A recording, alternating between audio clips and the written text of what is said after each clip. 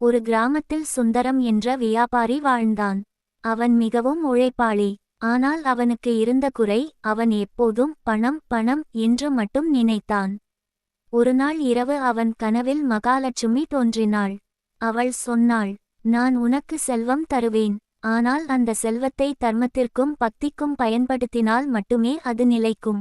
அடுத்த நாள் அவன் வியாபாரத்தில் பெரும் லாபம் கிடைத்தது.